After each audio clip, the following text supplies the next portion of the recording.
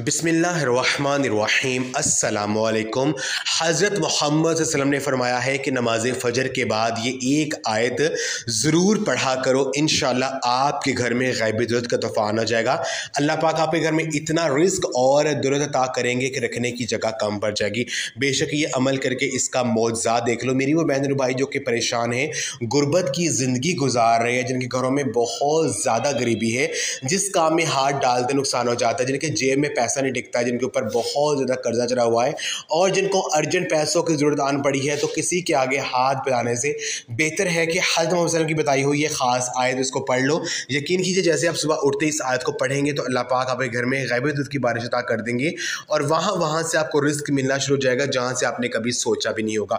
इंशाअल्लाह ताला हर तरह की परेशानी का, हर तरह की गुर्बत का खात्मा हो जाएगा और आपके हाथों में, आपके परस में इंशाअल्लाह ताला बेपनाह दौलत जो है वो आना शुरू हो जाएगी। आपने करना ये है कि आपने जो है सुबह उठते ही आपने कुरान पाक ये जो आयत है वअर्ज़ुक़ना व अंता खैरुर राज़िकीन, आपने नमाज फ़जर से पहले आपने 11 मरतबा इस आयत को पढ़ना है। वअर्ज़ुक़ना व अंता खैरुर राज़िकीन, वअर्ज़ुक़ना व अंता खैरुर राज़िकीन, यानी ए मेरे रब मुझे रिज़्क़ दे, तो सबसे बेहतर रिज़्क़ देने वाला है। अपने अल्लाह पाक को इस पुकारना है सिर्फ 11 मरतबा अल्लाह पाक को इस तरह से पुकारने के बाद आपने 11 मरतबा अल्लाह रब्बुल इज़्ज़त के ये दो नाम या फ़त्ताहु या बासितु, इन दो नामों को इकट्ठा मिलाकर आपने 11 बार पढ़ना है और आखिर में अव्वल और आखिर दुरूद पाक लाज़िमन। ये अमल अगर आप रोज़ाना करते हैं, यकीन कीजिए घर में ऐसी जगह से रिज़्क़ आएगा जहाँ से आपने कभी सोचा भी नहीं होगा। आपके घर में ग़ैबी दौलत की बारिश हो जाएगी